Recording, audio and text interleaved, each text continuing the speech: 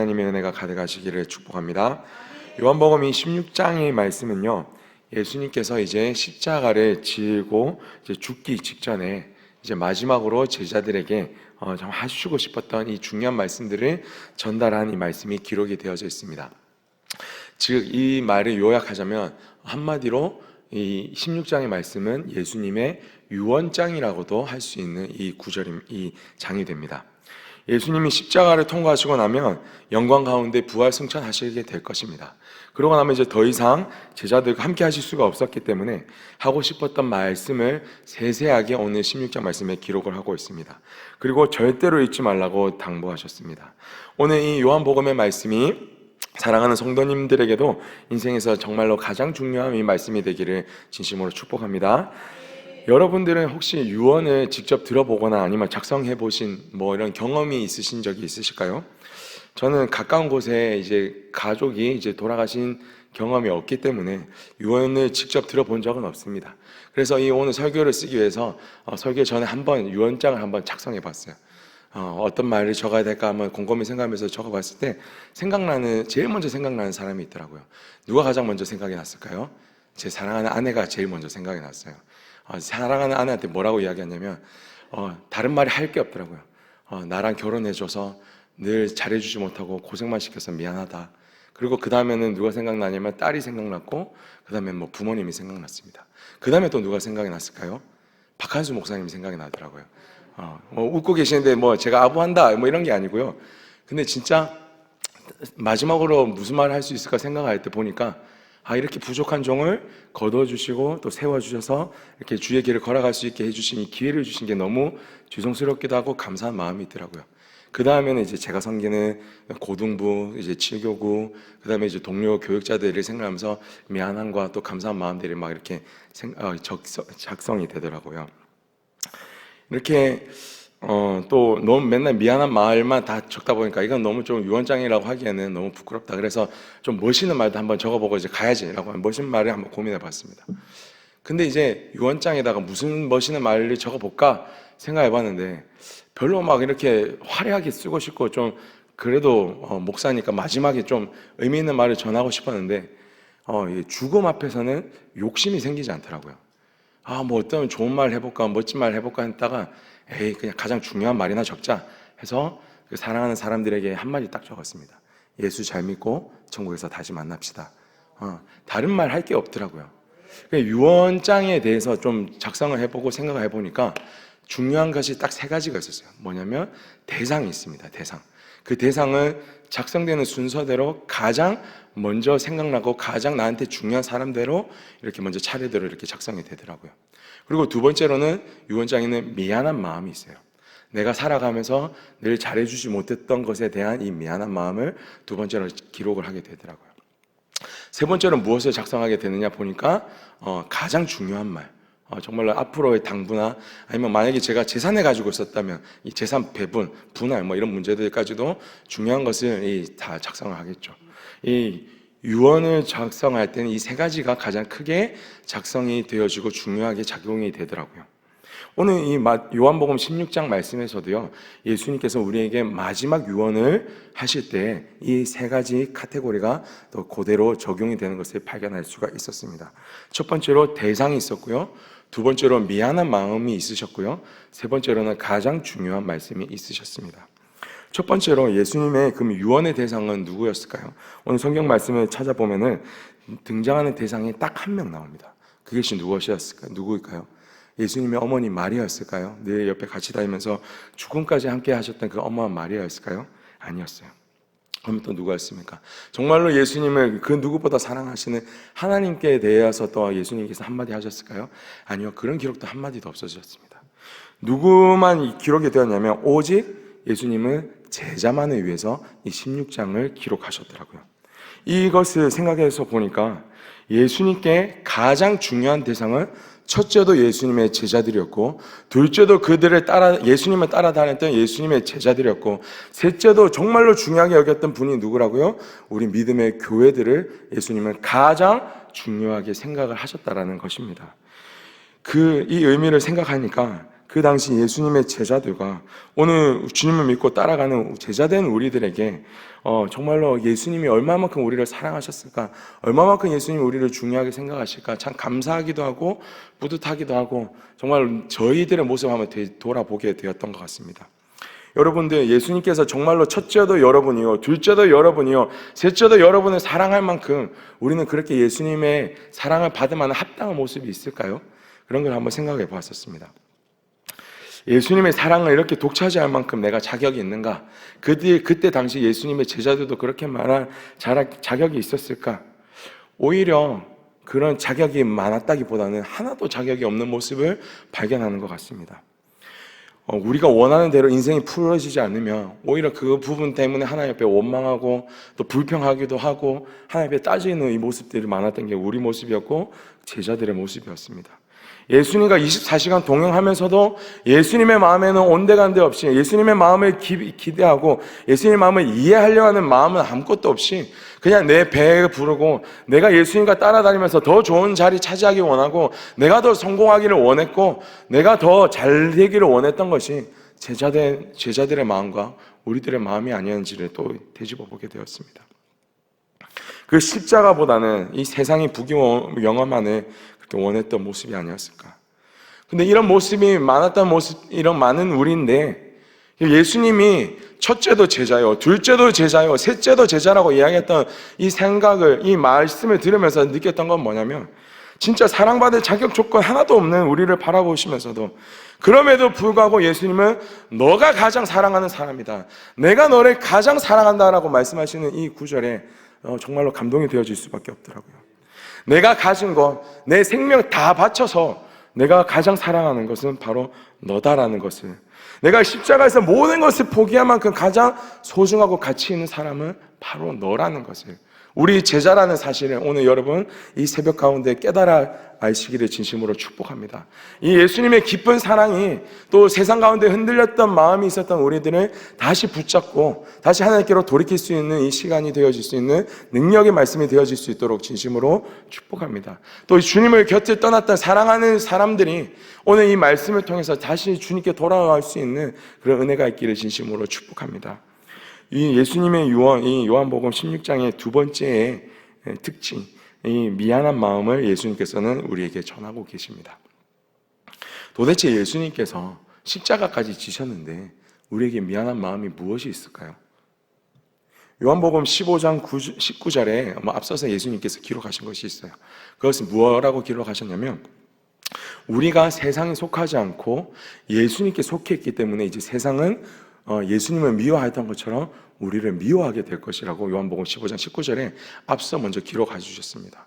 그리고 16장에는 무슨 말씀부터 시작이 되냐면 이제 우리 삶에 배교와 핍박과 출교와 이런 일들의 고난들이 우리에게 닥쳐올 것을 예고하고 계십니다. 이것을 미리 알려주시면서 우리가 믿음이 떠나진 않을까, 또 실족하지 않게 될까라며 걱정하시며 우리를 그렇게 말씀하고 계시는 부분이 성경에는 나타나고 있다는 겁니다. 역사적인 기록 한번 좀 살펴봤으면 좋겠어요. 과거 초대 교회들이 겪었던 이 고난과 핍박이 어떠했는지를 역사적 기록을 찾아봤을 때 이런 일들이 있었다고 합니다. 예수님을 믿었던 이 그리스도인들은요, 예수님을 믿었다라는 그 이유 하나 때문에 황제들에게 미움받고 유대인들에게 버림을 받았어요. 그래서 어떤 이 핍박까지 당하냐면 그리스도인이라고 확인이 되면은 이렇게 붙잡아서 이제 감옥에 가둡니다. 감옥에 가두고 형벌을 내리는데 어떤 형벌들이 있었냐면 살아있는 채로 이렇게 몸에 초를 발라요. 양초. 초를 바른다면 뭘 하느냐? 밤에 길이 어둡잖아요. 그때는 뭐 이렇게 전기가 들어오지 않잖아요. 이 그리스도인들의 나무에 매달아서 그 길거리를 이렇게 길게 더 세워두고 그들에게 불을 붙입니다. 그럼 그들이 활활 타오르는 거 보면서 사람들이 길을 갈 수 있도록 그 어둠의 길을 밝혀주었던 일들이 있었고요. 콜로세움에서 그 원형 경기장에 그리스도인들은 벌거벗겨져서 조롱과 그런 어려움들을 당할 수 있는 그런 상황을 당하기도 했고요. 굶주린 맹수의 밥이나 검투사에게 잔인하게 죽임을 당하는 일들도 있었다고 합니다. 그리고 그들의 원형 경기장에 나무에 매달아서 살아있는 채로 이제 불 붙여서 화형을 시키면서 고통 가운데 죽어가는 모습을 영화처럼 관람하게 했다고. 그리스도인이라는 이유 때문에, 그 이유 하나만으로 이런 일들이 벌어졌다고 합니다. 이 이외에도 엄청난 고난과 핍박이 초대 교인들에게 있었다라고 이야기합니다. 과거에만 이런 일들이 있었을까요? 그럼 오늘날에도 우리 교회가 받는 핍박이 있다고 성경은, 또 세상은 이렇게 이야기하고 있습니다.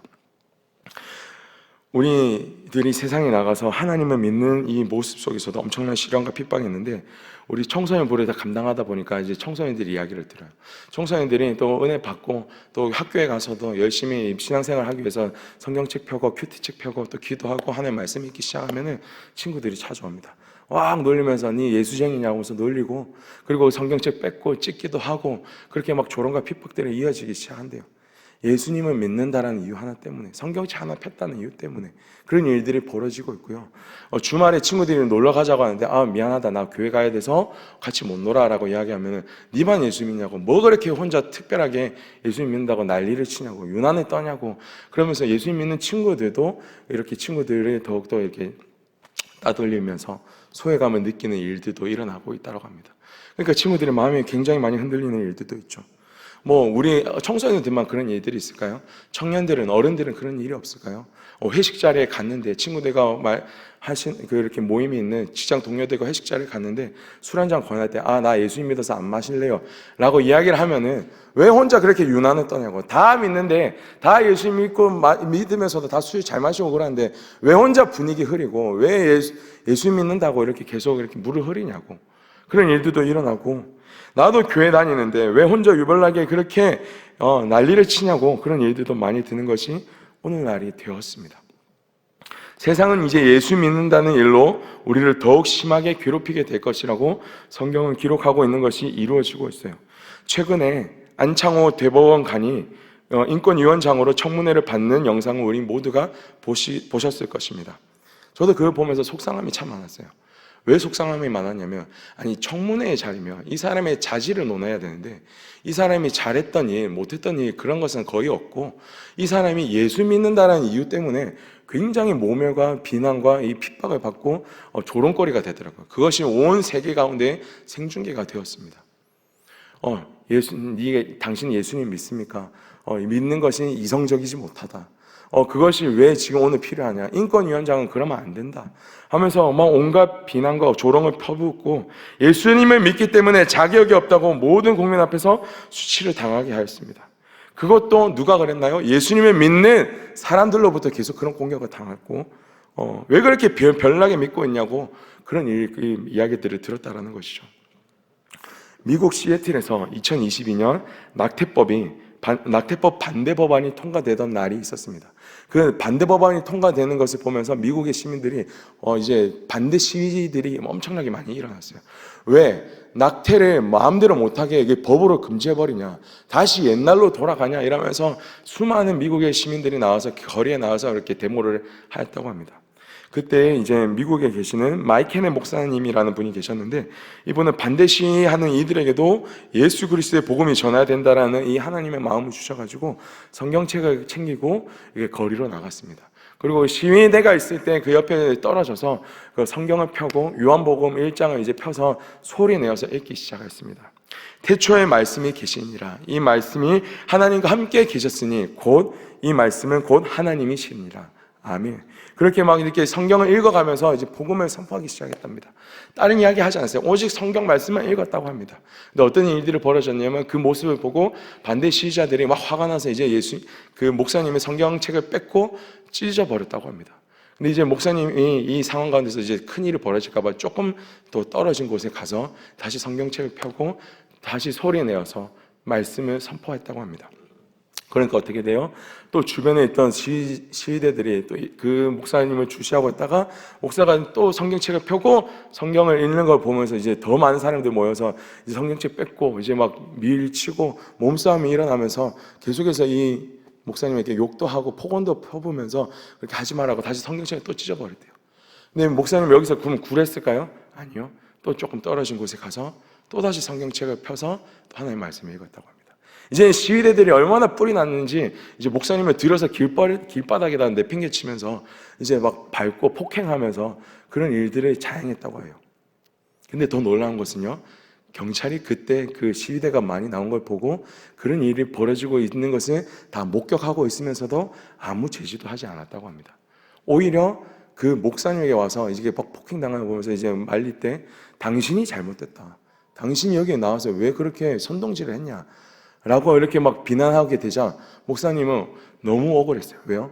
폭언과 폭행을 한 것도 아니고 그냥 우리의 자유된 신앙의 믿음을 가지고 거리에 나와서 성경책을 읽었던 것 뿐인데 왜 우리가 잘못했고 왜 내가 잘못했고 이것이 뭐가 잘못된 일입니까? 라고 이야기하고 자신의 견해를 딱 따박따박 이야기했다고 합니다. 근데 이 모습이 공권력에 대항한 것으로 인정이 간주가 되어서 목사님을 잡아가고 감옥에 넣고 재판이 시작됐다고 합니다. 그리고 2년 만에 2024년 올해 2년 동안 이 재판을 통해서 엄청나게 힘들게 싸우다가 겨우 무죄 선고를 받고 이 목사님은 풀려났다고 합니다. 이게 지금 이제 세상에 돌아가고 있는 이 일이 됐다라고 이 뉴스에 이렇게 나왔다고 합니다. 요즘 시대는요, 이제 여러분들에게도 찾아온 우리의 이 시대는요, 예수님을 믿는다는 이유로 이제 심한 핍박과 어려움이 찾아올 것이라는 이 말씀이 이루어지고 있는 때가 되었습니다. 아니요, 이전부터 있었고 과거에도 있었고 지금도 있고 앞으로도 있게 될 것입니다. 이 사신을, 이 사건을 피할 수 있는 길은 단 한 가지밖에 없어요. 무엇이냐면 예수님을 믿지 않는 것, 배교하는 이 방법 말고는 이 고난과 핍박을 피할 길이 없습니다. 그러니까 예수님이 우리에게 미안한 마음이 드셨다는 거예요. 내가 떠나면 이제 이 믿음이 흔들리고 이렇게 고난과 핍박이 찾아올 때 수많은 영혼들이 마음이 흔들릴 텐데, 정말로 이런 가운데서 이게 그리스도인들이 살아가게 될 텐데, 내가 있었으면 옆에서 붙잡고 그렇지 않다, 내가 참된 진리를 알려주려고 할 텐데 내가 없게 되니까 너무 미안하고 안타까운 마음이 계셨다는 거죠.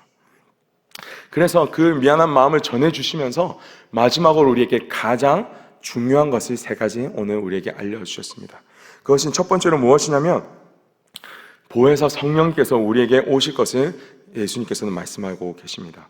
성령님은 누구십니까? 그분은 하늘 보좌에 앉아 계시는 하나님의 영이십니다. 그리고 그분은 우리와 지금 24시간 동행하면서 우리와 함께 하시는 살아계시는 하나님이 되십니다. 7절에 보면 예수님이 떠나가시면 예수님이 이제 그 영을 보내어 주실 거라고 성경은 기록하고 있습니다. 그리고 성령님 하나님께서 우리에게 찾아오시면 우리에게 진리를 깨닫게 하실 것이라고, 우리 진리를 우리에게 알려주실 것이라고 성경은 기록하고 있습니다. 우리 13절 말씀, 우리 성경을 찾아보시면서 한번 같이 고백하도록 하겠습니다. 시작. 그러나 진리의 성령이 오시면 그가 너희를 모든 진리 가운데로 인도하시리니 그가 스스로 말하지 않고 오직 들은 것을 말하며 장래일을 너희에게 알리시리라. 아멘. 예수님을 향한 세상의 미움이 가득한 이 시대에 성령 하나님께서는 반드시 찾아오실 것입니다. 그리고 찾아오셔서 우리에게 진리 가운데로 인도하여 주실 것입니다. 우리를 살리는 진리라는 것이 무엇일까요? 이성적인 방법도 아니고 돈과 명예도 아니고 이 방법을 피할 수 있는 아주 나이스한 방법이 아닙니다. 예수님께서 알려주시는 진리는요, 단 한 가지입니다. 오직 복음의 진리 외에는 알려주실 것이 없으십니다. 복음은 무엇입니까? 예수님을 따라서 끝까지 십자가를 지고 가는 우리 제자들에게 하나님께서 구원을 주시겠다라고 약속하시는 하나님의 능력이 바로 복음입니다. 이 복음의 진리만이 갈대와 같이 흔들리는 우리를 붙잡아 줄 수 있는 하나님의 능력이 될 것입니다. 오직 이 진리를 강구하실 수 있는 이 여러분들이 되시기를 진심으로 축복합니다. 두 번째는 예수님께서 중요하게 말씀하신 것은 무엇이냐면 이제 23절에 이렇게 기록하고 있습니다. 내 이름으로 구하면 반드시 하나님께서는 우리의 모든 기도 가운데 응답하여 주시라고 기록하고 있습니다. 우리 23절 말씀도 함께 같이 읽어보도록 하겠습니다. 그날에는 너희가 아무것도 내게 묻지 아니하리라. 내가 진실로 진실로 너희에게 이르노니 너희가 무엇이든지 아버지께 구하는 것을 내 이름으로 주시리라. 아멘. 예수님이 이제 제자들에게 말씀하세요. 내 이름으로 구하라. 그러면 이제 하나님께서 이 모든 것을 다 무엇이든지 구할 때마다 다 응답하시리라 라고 약속해서 말씀해 주셨어요. 그럼 여러분들 무엇이든지 구하라 할 때 여러분들은 무엇을 구하겠습니까? 우리는 많은 사람들은, 그리스도인들은 이 구절만 보고 또 이렇게 생각합니다. 무엇이든지 구하라면 우리에게 세상에서 잘 먹고 잘 살 수 있는 평안과 부귀와 영화 이런 것까지도 다 구하라고 하시겠죠. 그런 부분도 있겠죠. 그냥 이 구절만 봤을 때는. 그러나 이 16장의 이 맥락으로 봤을 때 예수님께서 무엇이든지 구하라고 했을 때 이 무엇이든지에 대한 이 의미는요, 뭘 구하라고 하겠습니까? 진짜 배교가 일어나고 이 핍박이 일어나고 고난이 일어나고 내가 믿음이 흔들리는 이때에 무엇이든지 구하라면 무엇을 구해야겠습니까? 예수님께서 무엇이든지 구하라, 그럼 다 주겠다라고 했을 때 가장 중요한 것을 우리는 구해야 되지 않겠습니까? 흔들리는 마음을 붙잡아 줄 수 있는 것, 그것은 바로 믿음이 될 것입니다. 예수님께서는 우리에게 구하라, 다 주시겠다라고 약속하실 때 진짜 너희가 흔들릴 때 믿음을 구하시면 하나님께서 그 믿음을 우리에게 주시리라고 약속하고 계시다라는 이 하나님의 뜻이 됩니다. 죽음을 앞두고 있는 사람에게는 아까 뭐가 없다고 이야기했을까요? 욕심이 없어진다고 이야기합니다. 욕심이 없어진다고요. 그리고 그 죽음 앞에서 가장 중요한 것을 선택하고 가장 중요한 것을 구할 수 있게 됩니다. 이 시대를 살아가는데 진짜 가장 중요한 것은요, 예수 그리스도를 믿는 믿음입니다. 예수님을 믿는다는 이유로 미움받고 괴로움을 피임을 당하고 살아갈 때 그것을 당해낼 수 있는 사람은 아무도 없습니다. 그것을 그냥 이겨낼 수 있는 사람은 아무도 없다고요. 자신의 힘으로 이것을 이겨낼 수 있는 사람은 진짜 한 명도 없다라는 겁니다. 그래서 우리에게는 믿음이 필요합니다. 이 시간에 견뎌낼 수 있는 믿음이요.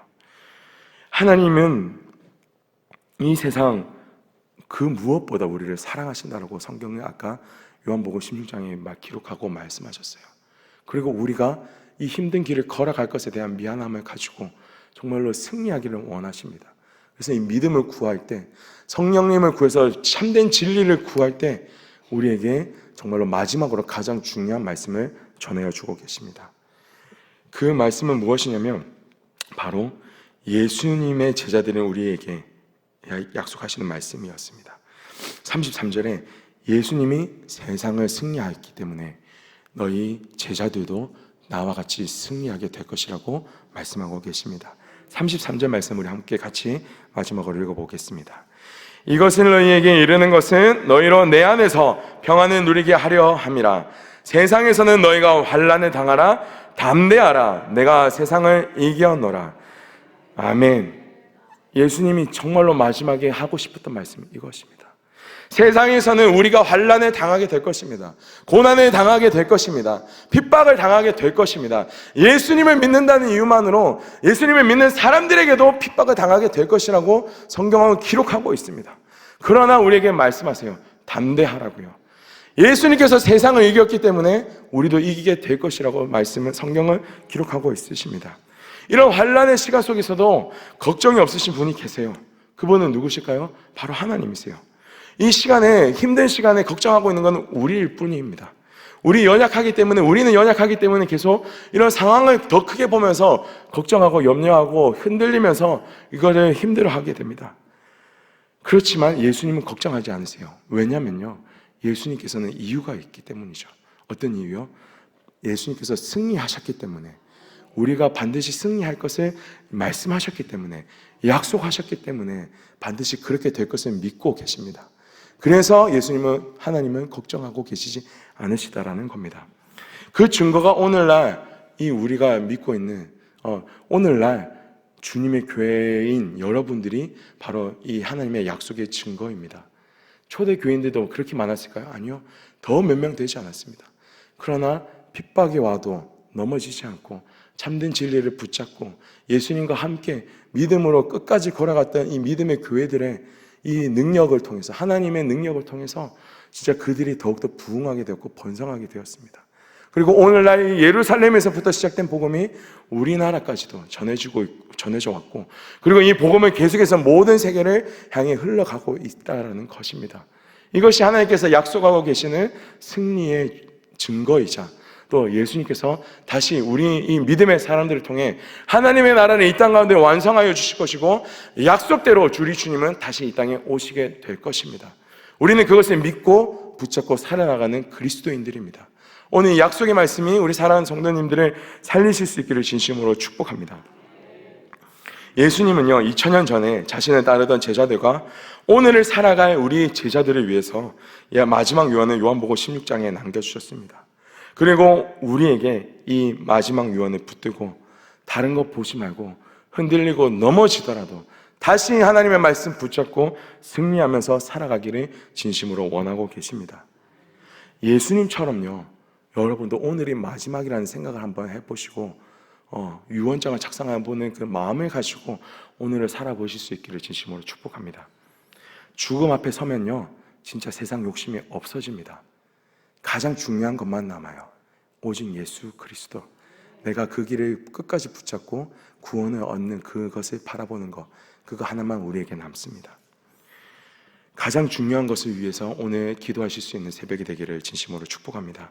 성령 하나님의 임재를 구하며 진리가 온전히 우리 안에 충만하게 하시기를 진심으로 기도하십시오. 그리고 세상을 이길 수 있는 믿음을 나와 우리 사랑하는 가족들을 위하여, 잃어버린 그 영혼들을 위하여 간구할 수 있는 이 새벽이 되시기를 예수님의 이름으로 간구하며 하나님께서 허락하여 주시기를 기도하십시오. 예수님께서 반드시 우리에게 응답하시며 약속을 이루시며 승리를 온전히 누리게 하여 주실 것입니다.